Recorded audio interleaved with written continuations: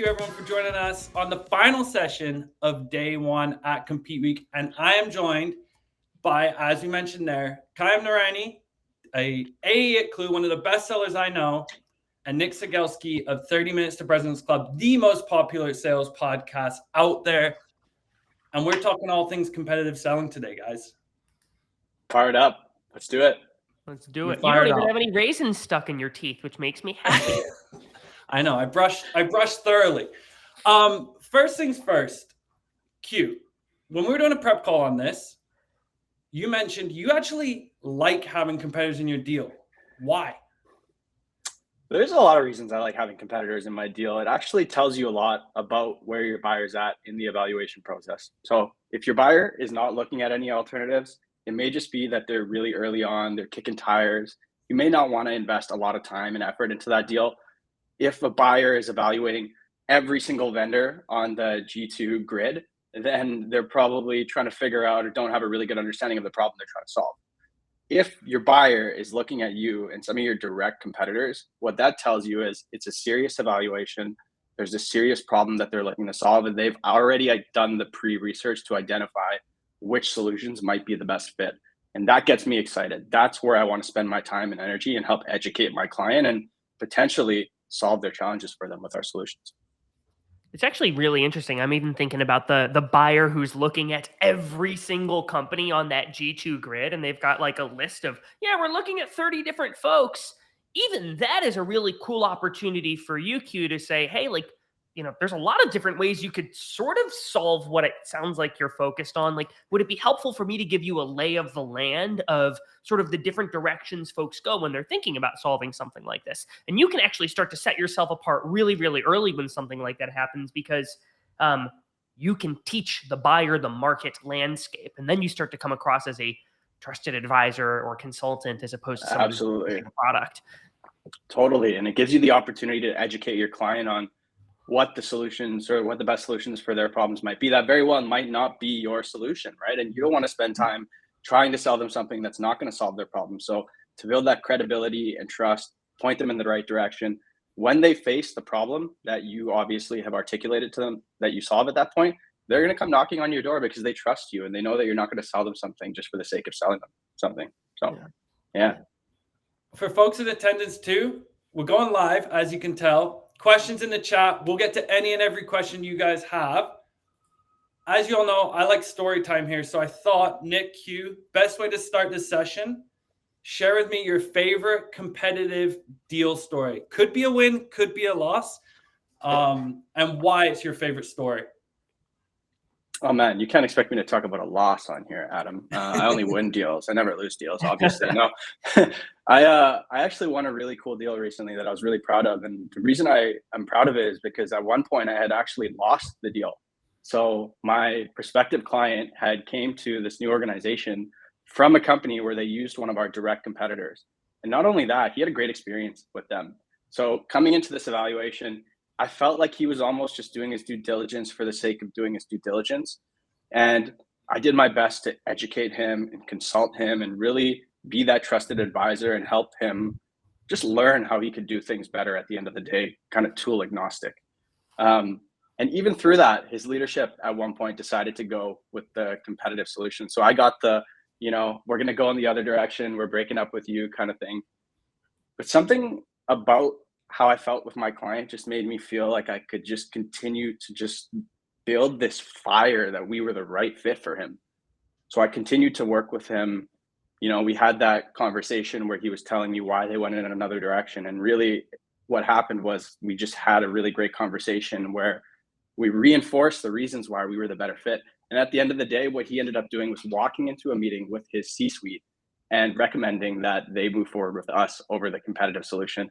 And they ended up signing a 3-year deal with us. So that is definitely my proudest competitive win ever. And hopefully I can recreate some of those in the future.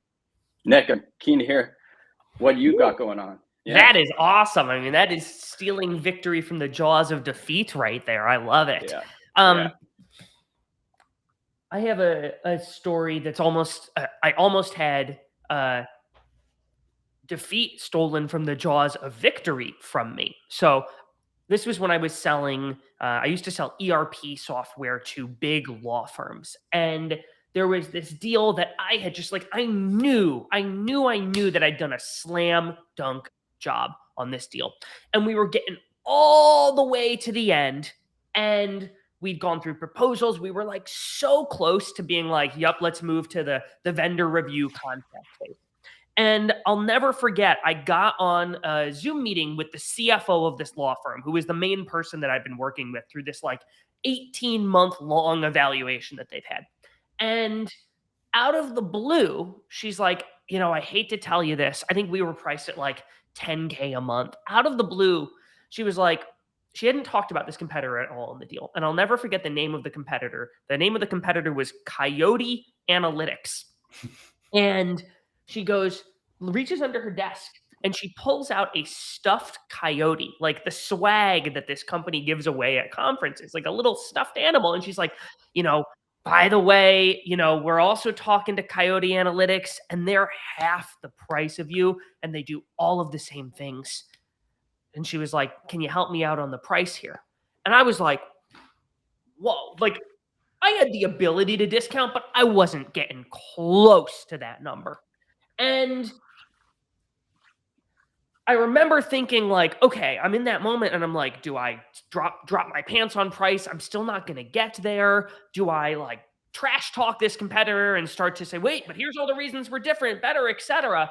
And then I thought about the thing that she said to me, which was they're half the price and they do all of the same things you do. Wouldn't a logical human being take that deal? And so I said to her, I said, well, gosh, Christine, like, if they're literally half the price and they do everything that we've shown you in all of these demos and meetings, like, I hate to say this, like, you probably should take that deal. No, Nick, but like, we really like you and you all actually have this thing that they didn't show. I'm like, oh. So I was so proud of myself because I didn't crack under pressure. And I thought about the reality of the situation. And I did something that I think a lot of sellers are afraid to do. And a lot of sellers lie to themselves about, which is there's other ways to solve the problem that your product, service, whatever solves. And it might be a competitor. It might be doing things on spreadsheets. It might be doing things in-house by hiring another person. But excuse me, when you accept the reality of the situation, which is you are not the only solution out there, and all of these folks you compete with, they're in business for a reason. They help folks. It's okay to push away and actually suggest alternative courses of action. And if you've done your job building value, selling value throughout the sales process, if you've really done a great job, when you push away, they're going to be like, wait, no, actually, here's why we like you. And that's your competitive differentiator that you should be leaning into. So I was really proud of, standing up for myself in the moment. And so I've never forgotten that one. It's like that idea of the pendulum, right? Like there's times where you need to feel confident pushing your buyer in another direction. And if they truly feel like you're the best fit, they will come back to you. And you know what? There's two learnings in both of these stories, I think, Nick. It's when you're in a competitive deal or in any deal, ask early if the buyer is evaluating any other options, and ask often, because you could lose a deal at any point, right? Which is exactly what happened to the competitor that I was facing. So very important, always be on your toes. Competitors can enter the deal at any moment. They could be touching any one of the stakeholders that you're working with. So you always need to be on top of everyone, multi-thread, and just, don't ever let up. Q, how do you ask in a way that's not like, so what of my competitors are you evaluating at this stage in the deal? How do you like bring up competitors in an artful and natural way throughout the deal cycle? Yeah, totally. Well, I think this obviously depends on the industry that you're in, right? Because I know in some industries like cybersecurity, for example, buyers are going to be much more hesitant to share the alternatives that they're looking at, in my experience. But in my space, you can just ask. Like in my first meeting, I always ask, hey, are you evaluating any alternatives? Would it be helpful if I share how we differ from these other solutions? And again, I want to know if they're looking at alternative solutions, because it gives me insight into how serious they are about this evaluation and how serious I should be in educating them and selling them. Because if they're really, really early on, maybe I do want to take a bit of a step back and give them a higher level demo to educate them on what we do, and the problems that we solve, and let them come back to me when they're really kind of funneled down on that problem. But if I know they're looking at direct competitors of ours and they have a clear problem that they're looking to solve, now it's game time, right? Like, we want to get in there and we want to win that deal. So I want to ask, it's very natural, just ask your buyers, are you evaluating alternative solutions? Worst case is they're going to say, we don't feel comfortable sharing, right? And maybe you can dig into that if you want to, but you're never going to get something that's going to burn your deal just by asking that question. Love it. We've already got a ton of questions going off in the chat here. Without derailing, I want to kind of dig in a little bit more on that. What Paul Santori asked as well, what are your go-to talk tracks when a prospect does bring up a competitor? Like, let's say he says, for example, what if it's mid-sales cycle? I know, Nick, in your example, you're saying this is your RFP process. You're dotting the T's, crossing the I's. What are some of the ways that you kind of build a talk track that's going to be able to address that and not the, oh crap, competitors entered the chat? Yeah, I think we actually have to go one level higher on this, because if all I'm doing is knee-jerk reacting to, competitors in the deal, let me think about how I beat them, I have lost. Because deals are won and lost not on how you dismantle competitors. Deals are won and lost based upon how well you do your discovery and actually understand the problem and mutually get to a place with the customer where they understand, Klue is the best solution to solve this problem. And so you actually have to go one level higher. And if you think about what you're doing on a discovery call, there's two things happening. One is you are attempting to understand, what does this person, organization care about? What matters to them? Classic discovery, right? I'm trying to ask questions and understand everything that's in my buyer's brain. But that's only half the battle, because Q, you've talked about a couple times teaching, educating the buyer on, hey, here's some of the different things you might consider when you're evaluating something like this. And so there's two pieces of what goes on in a discovery call. It's you need to understand their self-diagnosis of the problem and what they need to solve that problem, what matters to them. But you also should be teaching them throughout the sales cycle the things that they might not be thinking of that actually matter. And so if I do this effectively, I get to a place where I understand the things that the customer really, really, really cares about. But then I also should understand the stuff that maybe doesn't matter as much to them. Example, when I sold accounting software to law firms, we would have some law firms that operated internationally. We had other law firms that only operated in the US. And if you think about accounting software, the ability to operate in multiple currencies was something that some systems could do and others couldn't. And what I sold, the software I sold, couldn't operate with foreign currency. And so when I was up against a competitor that could help with foreign currency, if I was talking to a law firm that was only in the US and they would say, hey, we're also looking at this big competitor, they're awesome. They're really, really great for multinational law firms that need to be able to do their books in multiple different currencies. I don't know. Is that important to you? I saw you only have offices in New York and Chicago. That's a micro example here, but instead of dissing the competitor, what I want to do is figure out what's the stuff that doesn't matter to them and compliment the competitors on those things. So that's one strategy you can use. Oh, I love that. And you know what I really like about that is what you're doing is you're walking the buyer into themselves discovering what the right solution is for them, right? Like, you're asking them a question that will get them to tell you why you're the best fit for their problem, right? Which is really funny. And Paul, by the way, love Paul, great competitive intelligence leader in the space. Awesome question. When I hear about a competitor in my deal, or when someone brings it up mid-cycle, I get really curious, to be honest. And I think there's really two paths that you could take as a seller at that point. You could immediately get defensive and start to talk about why you're better than that competitor and go down this road of feature dumping and get really aggressive. And I've lost deals because of that. Because then, to your point, Nick, you're sharing all this stuff that your buyer might not even care about, right? Mm-hmm. So I think taking a step back, getting really curious and trying to understand, why were you looking at that solution? What did you like about them? What problems did they solve for you? And it just reinforces your understanding of what your buyer cares about. And then you're able to uniquely position your software in a way that will solve their challenges, right? And it allows you to be much more narrow focused, show less product, be less overwhelming, and ultimately educate and consult your buyer at the end of the day. So yeah, I think curiosity as a salesperson is so crucial to being effective.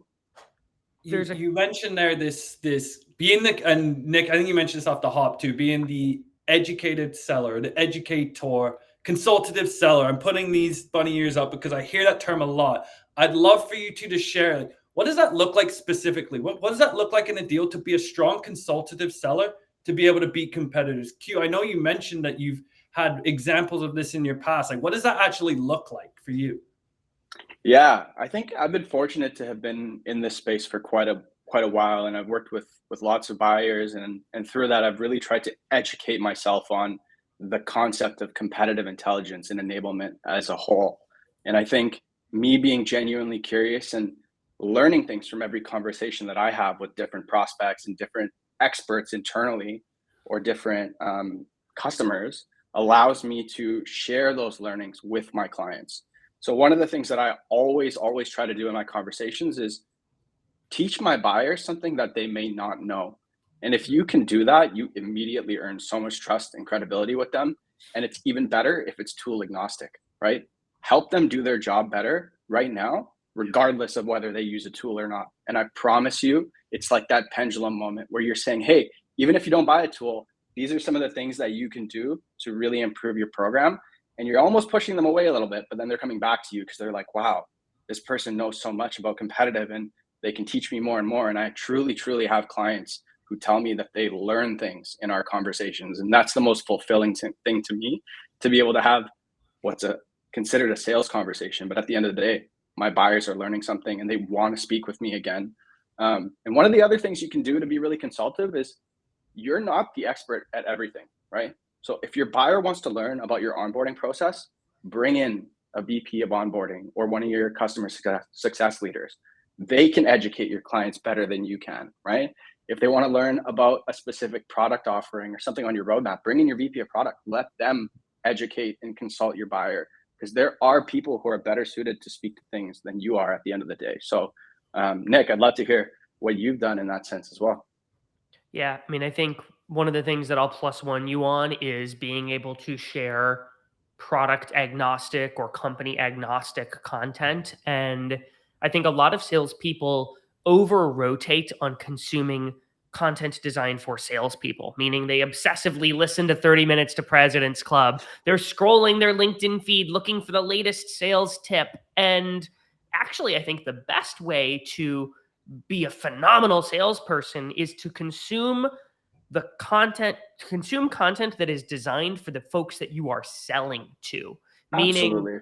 right? Like, go to one less sales webinar a week, or And listen to one read your fewer own blog. Correct. Yeah. I like you, Q. Go to go listen to a podcast that's designed for CFOs of law firms, which at first it's going to be like a foreign language, but what will start to happen is you start to learn the language that your buyer speaks, and you're going to hear concepts that all of a sudden you can say, hey, like, Mrs. CFO, like, I actually listened to a podcast recently that talks about one of the things you mentioned here. Let me share this with you. And when you can start to point them to the content you're consuming in their industry, it is so much better than like memorizing another Chris Voss accusation audit talk track. Like, consume the content your buyers are consuming, and you'll pick things up that you're like, ooh, that actually is going to help me in a deal. Let me start to share that. The other thing too is just like have a conversation with your buyer. These meetings are not presentations. They're not question and answer periods and discovery. It is a conversation. Just go back and forth and enjoy it and share what you know and learn from your client, and just, it'll snowball, I promise. Heck yeah. On that note, we've got a couple of questions coming in as well here. One from the top, actually, from Mara. Do either of you have an example of where you had to adapt your strategy mid-cycle to overcome something a competitor was doing, saying, promising? Oh. Q, do you want to go first? Oh man, yeah. That happens a lot, honestly. one of the ways that competitors will differentiate is not just based on their products, right? It's on their go-to-market strategy and the way that they communicate their offering to the buyers, right? So, for example, we may launch a pre-sales consulting exercise that our competitors then have to adapt to. And the same thing happens to me at times, right? Where I'm going through a cycle and all of a sudden our competitor throws out some crazy pricing and packaging offering that they haven't been throwing out. And it's something that I'm not aware of. And at that point, what I do is I just take a step back because I can't answer that question or solve that problem right away. I need to do some discovery, figure out what's important to my client, do that whole kind of take a step back, be curious moment. Go back and consult with your internal experts. We're fortunate to have a competitive intelligence leader, Brandon. He's phenomenal. And he'll help me figure out the best way to solve these problems at the end of the day. So the best way I can share how to adapt mid-cycle, and I've definitely had to do that with the pricing example for sure, is consult with other folks. Don't try and solve these problems on your own. There are other people within the business that can help you and that can help you figure out different ways to kind of adapt and ultimately win the deal. Do you want me to answer? Or you want to take another question, Adam?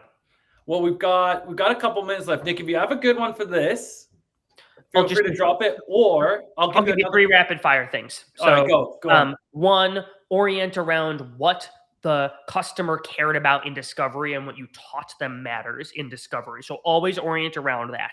2, do things that your competition cannot. Example, I used to sell against Thomson Reuters. I was a 100-person company selling against this massive company. We'd bring our CEO into key deals. Thomson Reuters wasn't going to do that. They couldn't. Those deals were 100%. Too small for them. Get in person, or even better yet, bring them in person to your office. I guarantee you, if your prospect comes to, I think you're in Vancouver, Adam, and checks out your office and meets the team, you are going to win that deal, and your competition is going to be on the back foot. So there's 3, maybe 4 things folks can do immediately. That's why you just got to bring other folks into the deals and help sell your client. More touch points, more experts, more consultation at the end of the day. It works. What I love, Q, about that actually is this kind of full circle from the keynote with Mark this morning about, so if the pre-sales, post-sales divide, the chasm that happens amongst revenue leaders, kind of go-to-market teams, the way that you're selling in pre-sales are bringing in onboarding, bringing in that CS expertise, that you're already bringing them along the customer journey, the expectations are being set. You're building this path. We've got one final question here that I want to get to before we wrap up on day one. Hunter had one about navigating a situation where your prospect used a competitor product, was an advocate for a competitor. I know you mentioned off the top, but Nick, have you ever had a situation like that as well? Yeah, I certainly have. I think what Q talked about earlier is a great way to do some discovery. What did they like? What didn't they like? Well, why are they even talking to you? Because if they had such a phenomenal experience, wouldn't they have just bought them right away? Gosh, I'm curious, Mr. or Mrs. Customer. Curiosity is key. I'm telling you. I love this. We are up on time, actually. That was a very succinct but valuable answer. We didn't get to every single answer in the chat. I'm annoyed by that. That means we're going to have to do something after the fact. We're going to have to do a little bonus, Adam. Maybe we'll have to answer some questions and send them out to the folks afterwards. We'll leave folks hanging with some anticipation. I know. We're marketing it now. Q, Nick, this was so much fun. Appreciate you joining us here. And for folks tuning in on day one of Compete Week, favorite time of the year, Christmas for folks in Compete in sales. And make sure to tune in tomorrow to day 2. We got CMOs and more Compete sessions. Thank you again, everyone. Let's go. See you all, everyone.